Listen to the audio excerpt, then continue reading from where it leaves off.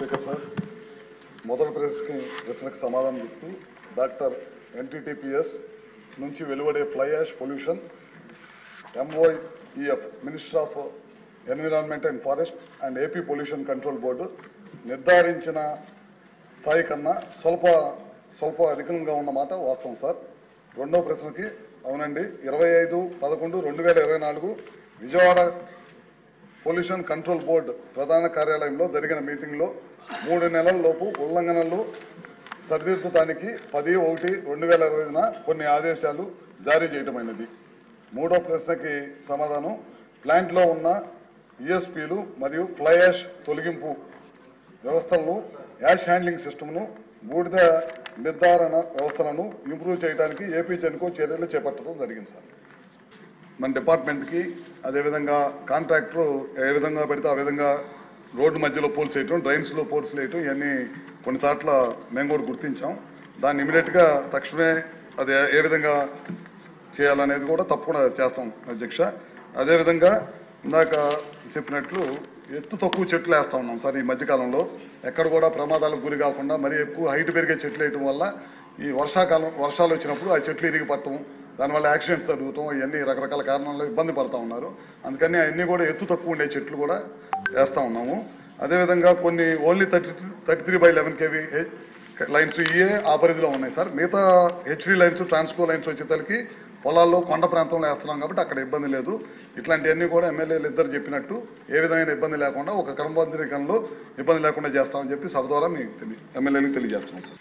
MLA speaker sir, MLA గారు చెప్పినట్టు ఏ స్థానికులు ఆ పవర్ ప్లాంట్కు సంబంధించిన ఉపాధి ఏ విధంగా కూడా నష్టం లేకుండా చేస్తాం సార్ మొదటగా.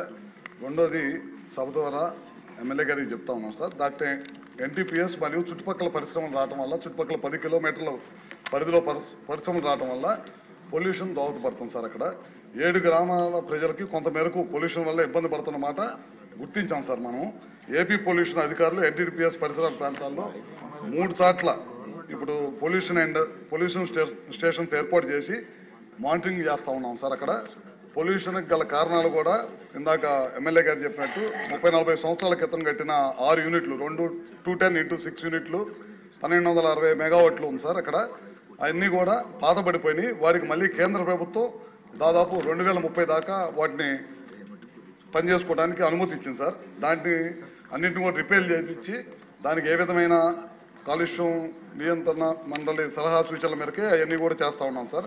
అదేవిధంగా కోల్లో యాష్ కంటెంట్ ఉండటం ఒకటి, పాండ్ యాష్ని అన్ఆర్గనైజ్డ్గా ట్రాన్స్పోర్ట్ చేయటం వల్ల, అదేవిధంగా పాండ్ యాష్ ఇల్లీగల్ డంప్స్ పెట్టడం వల్ల ఈ చుట్టుపక్కల ప్రాంతాల్లో అన్నింటిలో కూడా ఈ విధంగా పొల్యూషన్ ఎక్కువగా ఉంది సార్. అదేవిధంగా పొల్యూషన్ కంట్రోల్ గైడ్లైన్స్ ప్రకారం యాష్ రిలేటెడ్ ఇష్యూస్ సాల్వ్ చేయడానికి టెండరింగ్ ఏజెన్సీని ఫైనల్ చేశాం సార్. ఫ్లై యాష్ని గాలిలో వెళ్లకుండా ESPని తద్వారా స్ట్రెంథనింగ్ చేస్తూ ఉన్నాం సార్. అదేవిధంగా కోల్డ్ స్టోరేజ్ షెడ్లు 1,00,000 టన్నులకు సంబంధించి షెడ్ నిర్మాణం చేస్తూ ఉన్నాము. గతంలో కోల్ అంతా బయటపడేసి ఉండేది, దాన్ని తడిసినప్పుడు ఆ వాటర్ అంతా వెళ్ళిపోయి చుట్టుపక్కల ప్రాంతాలు పొల్యూట్ అయ్యి, దానికి కాకుండా షెడ్ ఒకటి 1,00,000 టన్నులతో షెడ్ ఏర్పాటు చేసి అంతా కోల్ని లోపల పెట్టడానికి ప్రయత్నం చేస్తూ ఉన్నాం సార్. ఇంజనీర్స్ పర్యవేక్షణలో యాష్ ప్లాంట్ స్ట్రెంథనింగ్ చేయడానికి కోసం, యాష్ని డిస్పోజ్ చేయడం కోసం యాష్ స్పిల్ అయిపోతూ ఉంటుంది సార్. అక్కడంతా ప్రాంతం అంతా కూడా చెల్లా చెదిరైపోయి యాష్ అంతా పడి పొల్యూషన్ ఉంటుంది. ఇవన్నింటినీ వాటరింగ్ చేయడం కోసం ఎఫ్యూలెంట్ ట్రీట్మెంట్ ప్లాంట్ నీటిని శుద్ధి చేసి బయటికి కాలువల ద్వారా నీటిని బయటకు వదలడం కోసం ఎన్ని చర్యలు తీసుకుంటున్నాం సార్. ఈ ప్రభుత్వం వచ్చిన తర్వాత ఏపీ పొల్యూషన్ కంట్రోల్ బోర్డు సూచనల మేరకు దాదాపు ఇప్పటిదాకా 50 కోట్లు ఖర్చు పెట్టాం. మిగతా అన్ని కూడా ఇందాక లేట్గా పనులు జరుగుతాయి అన్నారు, స్పీడ్గా ఖర్చు పెట్టేసి తొందరలోనే చేస్తాం సార్. అదిగాక 6x210 ప్లాంట్ని రెన్యువేషన్ అండ్ మోడర్నైజేషన్ కింద కొద్దిగా మళ్ళీ 2030 దాకా నడుపుకోవడం కోసం దాదాపు 500 కోట్ల రూపాయలు ఖర్చు పెడుతున్నాం సార్. దాని మీద ఎఫిషియన్స్గా ప్రజలకు ఏ విధమైన పొల్యూషన్ బారి పడకుండా ఉండటం కోసం వీటి మీద ఇంత పెద్ద ఎత్తున ఖర్చు పెట్టి రాబోయే రోజులు ఏ ఇబ్బంది లేకుండా చేస్తాం సార్. పొల్యూషన్ బారిన పడిన గ్రామస్తులకి మెడికల్ మొబైల్స్ ద్వారా, ఈ మధ్య కొత్తగా మెడికల్ మొబైల్స్ ద్వారా ఆ మొబైల్ యూనిట్లే గ్రామాల్లోకి వెళ్ళి వాళ్ళకి ఏ విధమైన ఇబ్బందులు జరిగినా సరే మెడికల్ ట్రీట్మెంట్ ఇప్పించడానికి కానీ ఏదైనా సరే అవన్నీ కూడా చేయడానికి ప్రభుత్వం ముందుకు వచ్చింది సార్. విలేజర్స్కి ఇందాక మన ఎమ్మెల్యే గారు చెప్తున్నారు, దాదాపు ఆ ప్లాంట్ మీద ఆధారపడి కొన్ని వందల మంది ట్రక్కులు కొనుక్కొని ఈ టెండర్ ఇవ్వటం వల్ల ఉపాధి కోల్పోతారేమో అని చెప్పి ఆయన కాస్త ఆందోళన వ్యక్తం చేశారు సార్. ఏ ఒక్కరు కూడా ఉపాధి కోల్పోనే అవకాశం మేము ఇవ్వం సార్. విలేజెస్కి లైవ్లీవుడ్ కోసం వాళ్ళు తీసుకొచ్చిన ట్రక్కులకి ఉపాధి కలిగిస్తామని చెప్పి కూడా ప్రయారిటీ పద్ధతిలో తీసుకొని ఉపాధి కలిగిస్తామని చెప్పి కూడా మీ ద్వారా ఎమ్మెల్యే గారికి చెప్తా ఉన్నాం సార్. ఈ ప్లాంట్ ఎఫిషియన్సీగా రన్ చేసేదానికి పొల్యూషన్ కంట్రోల్ బోర్డు ఇచ్చిన సూచనల మేరకే ఈ ప్లాంట్ రన్ చేస్తాం. అదేవిధంగా ఆ చుట్టుపక్కల గ్రామ ప్రజలకి ఏ విధమైన ఇబ్బంది జరగకుండా నాణ్యంగా పొల్యూషన్ విపరీతంగా పొల్యూషన్ వస్తే కనుక ఇబ్బంది పడతారు ప్రజలు అనే దానికోసం ఒక టెండరింగ్ సిస్టమ్ తీసుకొచ్చి యాష్ని ఎప్పటికప్పుడు డిస్పోజ్ చేయాలి. యాష్ని ఈ మధ్యకాలంలో మన రోడ్లు కూడా వాడుకోవడానికి అవకాశం ఉంది. చాలా పెద్ద ఎత్తున మనకి అమరావతి లాంటి ప్రాంతాల్లో రోడ్లు కూడా జరుగుతున్నాయి. ఆ యాష్ని కూడా ఫాస్ట్గా డిస్పోజ్ చేస్తున్నాం. దాదాపు ప్లాంట్ నిన్న కొన్ని సంవత్సరాల నుంచి యాష్ చాలా పెద్ద ఎత్తున పెరిగిపోయింది.